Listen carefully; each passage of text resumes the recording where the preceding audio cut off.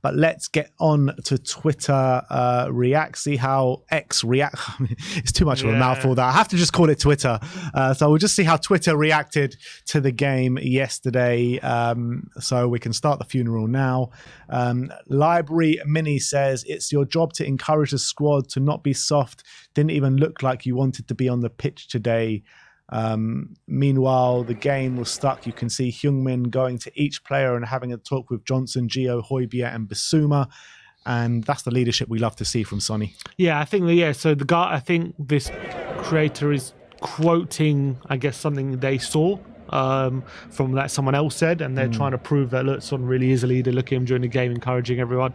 And yeah, I think that is something that I've loved from Son this season. This responsibility to encourage people, talk to people, and as well tell people when they're doing something wrong as well and what they should be doing right. And that's also a side of Son who we haven't seen much in previous years. So obviously it didn't work out for us yesterday, but let's hope that can change soon. It's nice to see like a player and a captain.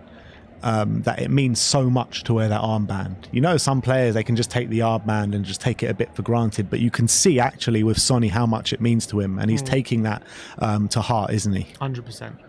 Moving on, Luca THFC saying, how on earth does this shit even happen? Only at Spurs. I mean, only that at double Spurs. deflection, man, it's just ridiculous. It's just ridiculous. Yeah. I don't know how Come that on, happens, Romero. anyway. It's falling Moving from on, Sonny 7Y. This was this the injury that Sonny got? See. I don't know what this is. I think I might have been where he picked up the injury from. I think that's probably where I guess so. He got barged in the back by Soufal. So what, we're going for Soufal at the London Stadium? Exactly. When's the London Stadium? I'm penciling that one in. Let's just hope Sonny's all right. But yeah, it seemed it was like a back issue, people are saying. But then other people are saying it was his groin. So I don't know. Here's another one from Sonny with a kick from Sonny, and that clearly hits the arm. Where are you? No, I've missed. What was that? Here. That clearly hits the arm of who is it? Is that James Ward-Prowse? He moves his arm to the ball. How was that not given?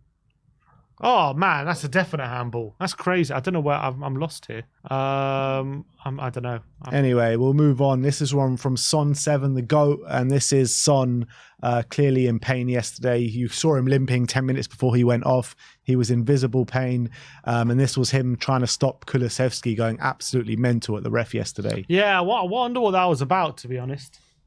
I wonder what that was about. And you go back to that Ward-Prowse like handball. You saw how incensed the team were at that time, like how it wasn't a handball. We have not been given one penalty this season. Yeah. It's crazy. Not one. Yeah. And we've had so many like good shouts as well, so many Stonewall penalties. And that's another one to the list. How's VAR not picking up?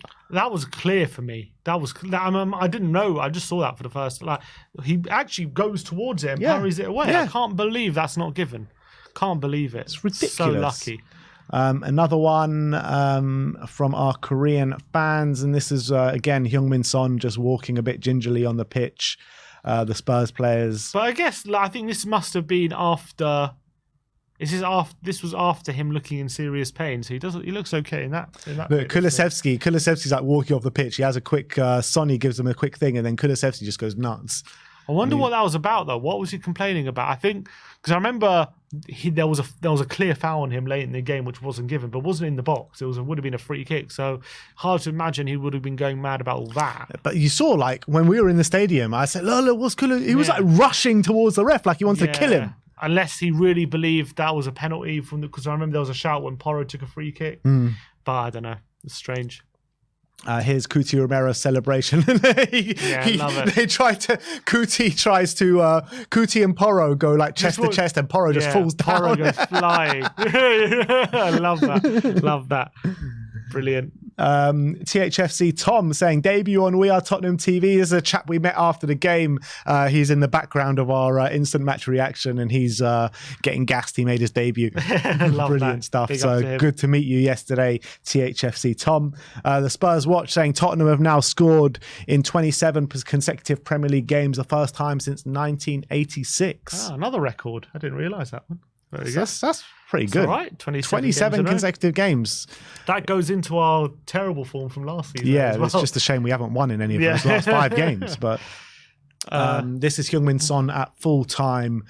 You can see he's like crying in visible pain. I just pray. I think he's more crying about the result. I reckon. You reckon? I reckon he's not. I reckon that's more about the result than his pain. I hope so, because if it is about his pain and if he is really badly injured, then we are absolutely screwed. Yeah, 100%. Let's just hope. But he always has been a very emotional guy as well. He feels it, doesn't he, Sonny, when we lose? And you can see that even more on the next tweet, where you get a face-on image of Heung-min Son. No, that's definitely pain. I can see that with pain, that's for sure. Oh, that's not good. See, that when I saw that clip, I was like, oh, God, how long is this guy going to be out for? But then we just saw he was walking on the pitch after, and he didn't seem as bad. So maybe it's just an impact kind of thing. I don't know. But the weird thing was he went down injured, and then Ange kept him on, which was weird. He decided to take off Johnson, and then he saw that Son couldn't carry on, so he took him off 5 minutes later. Yeah. But maybe he should have been taken off a bit earlier. But you can see here he is in a lot of pain, isn't he? A lot of massive pain, and it's just not good to see. It Terrible. Really isn't. And I don't know what we're going to do if he's injured. I really don't. Spurs Express, David Moyes called Tottenham the best side West Ham has faced so far this season. Also said that 1-0 at halftime was a great score for his side. Yeah. And it was, wasn't it? Because I think he knew that going in 1-0 when it could have been a few more was great, and he could have changed it up, and obviously they ended up getting the result. But interesting for him to say that we're the best team he's faced. I don't know. Do you reckon he still says that if they lose? Don't know. Maybe he gets a bit bitter about it. So maybe he's just like, I don't know. Spurs Army saying current mood, and that is just boom. And that's exactly how I was feeling last night. Yeah, and I'm still feeling today, to be fair. This is Couto Romero with his heart and clapping after scoring his goal yesterday. So a bit of a apology for getting sent off as well. Yeah, he was like that as well. So this one, Kulusevski, when fullback pushes him onto his right foot. So true, man. Doesn't like it, does he? But why? I just don't get it. It just doesn't make sense to me, because every time he uses his right foot, he uses it really well. Yeah, I don't know. I don't know. What's it that like? He's just got like some mental block with his right foot. Actually, he just prefers it on his left. That's all it is. Yeah, but there's a lot of left-footed players who prefer it on their left. Yeah, fine, but you can have a preference, but at least use it from time to time. Like, he hardly ever uses it. I think he uses it sometimes. When I don't remember apart that Sheffield United goal when he scored with his right foot. Since then, I don't hardly ever remember him floating across in with his right foot. Yeah, but you don't want to float across in. Or drilling a foot there across with his right foot then. Yeah, you're right. You probably should do it once or twice. just once, Kulu. Like, is that too much to ask? BLTHFC says no club in football goes from 8th to 1st while losing 30 goal a season striker. The fact we were first until the injury highlights how ahead of schedule we are. There was bound to be obstacles this season. Everyone saying knew this. Serious growing up is needed, and I think that's spot on as well. Yeah, completely agree with that. At the end of the day, to be honest, if I offered you these results at the beginning of the season, you'd probably take it. You know what I mean? What, as in like from the first 10 games or last 5 games? Yeah, forget the order of the games.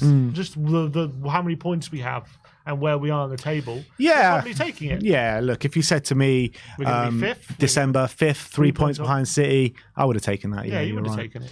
No context, Tottenham just showing a picture of Eric Dyer. I think that's just like mood kind of thing. Yeah. And just depressed. That is how a lot of us feel right now. This was Højbjerg in the first few minutes of the game yesterday. God, yeah, we knew this was going to do the most Højbjerg thing I've ever seen in my life.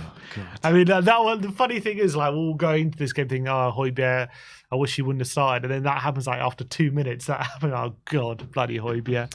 Yeah, and that was just set the tone. Yeah. I mean, look. To be fair, I don't think he was like, in terms of like just how he played.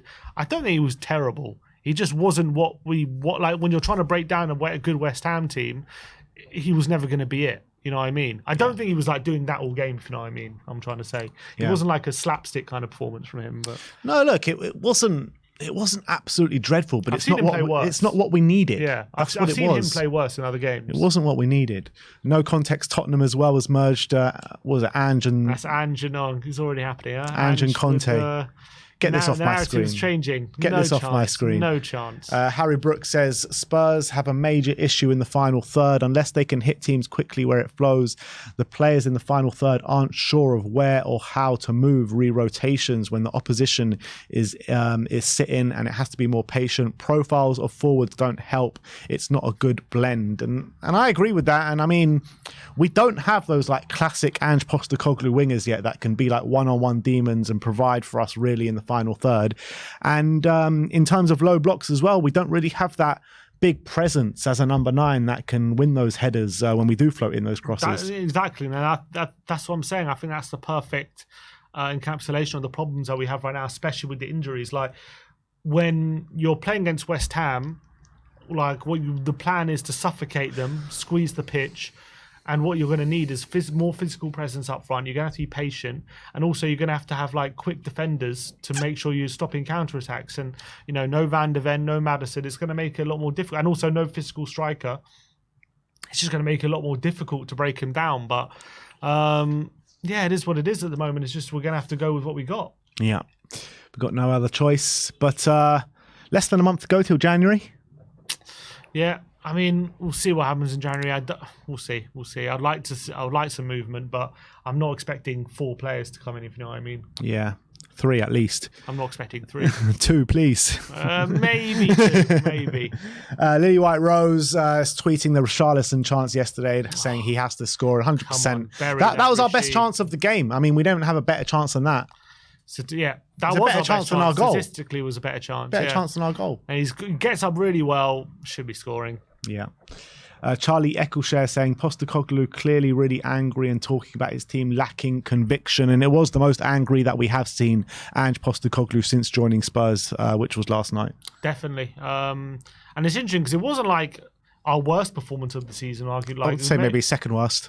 Of the season? Yeah, after Wolves. Yeah, you're probably right about that, actually.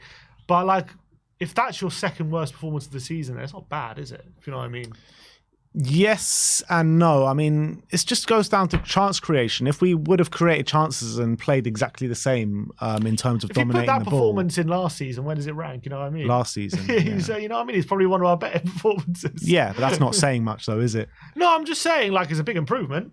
Yeah, it is improvement. And we all know we're improving under Ange, and we all know the frailties and where we're going wrong at the moment. It's just frustrating that we're like powerless to do anything about it, because like after the game yesterday, I came out and we were just walking out the stadium, and I was just saying to you, like, I don't even know what difference like we could have even done yesterday. Maybe a few little changes that Postecoglou could have made, like playing Kulusevski in the middle and stuff like that. But that's not even a guarantee that that would have changed the result. And we're just like powerless because of how many injuries that we have. But I'm glad, yeah, it's true. But I'm glad Ange is angry and not looking for excuses, because that's the only way we're going to get through this. Yeah, absolutely. Up to Joe with some stats on Pedro Porro, says 10. Pedro Porro has been directly involved in 10 goals in the Premier League since his debut in February. 3 goals, 7 assists. The only defender with more goal involvements in the competition during that period is Trent Alexander-Arnold, who has 13. Wow. And no, not that much different. Only 3 goal contributions in it.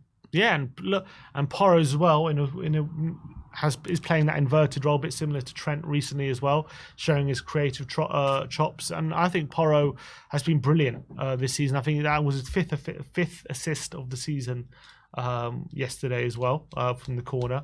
And I just think he's so creative. I actually think at times, especially yesterday, he's actually the most creative player on the pitch. 100%. And that, I think that goes to show his quality. Yeah, I agree. And I actually think when you're comparing him to Trent, obviously Trent is much better going forward with that right foot that he has. But I think actually as a defender, I think Porro's better than Trent. This season for sure. Euro expert says going to be loud voices on Ange and Spurs now, but honestly 9 out of 10 times that probably ends 1-0 to Spurs. Combination of luck and big errors give West Ham goals, and from there it's Moyes' low block to stop any chances. Don't think it's super much about Tottenham at the moment, and I agreed with that to a certain extent. I think that if those unfortunate circumstances don't happen, I don't think West Ham troubled us at all in terms of creating big chances. Yeah, they didn't. Like, it wasn't as if they were creating loads of chances and then the goals that came were luck. It's just those were the only things they had, really. And there's not much we could do about. I mean, obviously the second goal, I'm not saying not much we could do about it, but not much Ange can do about it in terms of like the process. Like, Udogi's got to stop doing stupid back passes 100%. The first goal was just a massive slice of luck. That's going to happen during a season. And I agree. I think most times you play that game out again, we probably just do, even though it's not the best performance from us, we do go on to win that 1-0 because we restrict West Ham. I love what Ange said after the game, though, when, the Spurs interviewer goes to him, oh, well, but we played quite well again today and we were controlling the game for the most part. And he was like, no, mate. Playing well is winning games. Not playing well is not. He didn't actually say this, but playing well isn't actually going and losing 4 games and drawing 1 game. As much control as you have, you've got to be winning the game, scoring goals. You've got to be scoring goals. He said, "I'm not here to play good football. I'm here to win." Yeah, and he said that's part of the problem in a weird way. People saying that we're playing well, good football. Like, so he's kind of like saying it's not good enough that we're just playing well, playing some nice football. We need to have conviction. We need to go for it. We have to. The ball won't put itself in the back of the net. Exactly. Spurs Watch saying miss them. Mickey van der Ven and James Maddison. I mean, how much? It seems like a world away having Mickey van der Ven and James Maddison. I feel like it's been years. Literally, I feel like seasons ago since we had them. Oh, what great players they were. Honestly, I feel like they've played about 9 games for Spurs. I feel like they've gone off to Real Madrid already and they've already had their career at Tottenham. Like, it feels like so long ago. A world away, these two. Honestly. Spurs Web saying Tottenham have lost 16 points from winning positions in the Premier League this season. That's an insane amount. It is an insane amount. 16. So what was that? We're not even halfway through yet. Brentford, there was one as well, right at the beginning of the season. Brentford, the last 5 games. Yeah, that's it. Yeah. Crazy. Football on TNT Sports says Spurs are the first side in Premier League history to lose 3 consecutive home matches after going 1-0 up. Very frustrating. Dan Kilpatrick saying Tottenham under Mourinho or Conte throwing away leads at home would be put squarely on the defence, but under Ange Postecoglou it's clearly at an attacking issue. If Spurs took their chances against Villa and tonight, they would have been comfortable. It's hard to disagree with that. Yeah, I agree. I think that's 100% right. The similar things are happening, but for different reasons. Yeah. And I think that's spot on. And last but not least, from Nathan Clark saying, not a scheduled tweet, honest, it is my opinion that if either of our wide players could dribble past their man to the outside when we would be up by about 4 goals. Yeah, and that's what we keep saying, isn't it? That's why we like Johnson on the right, because I think he likes to go on the outside a lot more and looks a lot more dangerous when he does that. And at the moment, when we have Kulu and Johnson on the inverted sides, it's we just looks a lot less creative, a lot easier to deal with. That's the thing at the moment. Not to say it's easy to deal with, just easier than the alternative. Yeah, I get it. And that's why we look so good, I felt, against Villa, and we just haven't had that dynamic back since. Let's hope we can get back to that dynamic against Newcastle this weekend. But that is how Twitter did react to the 2-1 defeat against West Ham at the Tottenham Hotspur Stadium yesterday.